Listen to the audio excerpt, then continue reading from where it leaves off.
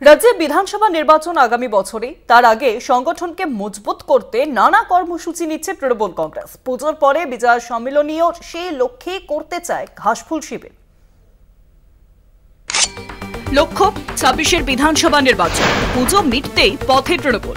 জনসংযোগের উদ্দেশ্যে আগামী রবিবার থেকে পথে নামছে তৃণমূল কংগ্রেস। প্রাথমিকভাবে ৫০ থেকে ৫৫ জনের জেলা এবং রাজ্য নেতৃত্বকে নিয়ে জনসংযোগে পথে নামতে চলেছে তৃণমূল কংগ্রেস। উদ্দেশ্য মমতা বন্দ্যোপাধ্যায়, অভিষেক বন্দ্যোপাধ্যায়ের শুভেচ্ছা বার্তা পৌঁছে দেওয়া বাংলার প্রতিটি মানুষের কাছে।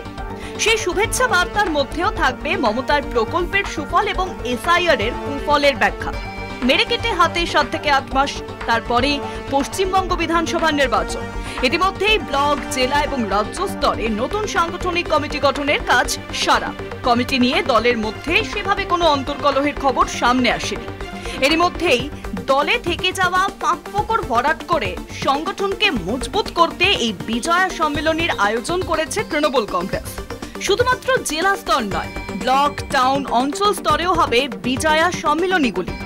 এই কর্মসূচিতে এলাকার সব তৃণমূল নেতা কর্মীদের যোগ দিতে ডাকা হবে। প্রবীণ তৃণমূল কর্মী ও দলের প্রথম দিকের সক্রিয় নেতা ও সদস্যদের বিশেষ সম্মান দেওয়া হবে।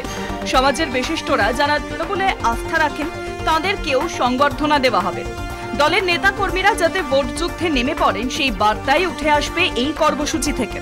কারোর বিরুদ্ধে প্রকাশ্যে মন্তব্য না করা, অসন্তোষ প্রকাশ না করা, দলকে বিড়ম্বনায় ফেলে এমন মন্তব্য করা থেকে বিরত থাকা, এই জাতীয় নির্দেশ তৃণমূলের শীর্ষ নেতৃত্ব দিতে পারেন বিজয়া সম্মেলনীগুলিতে।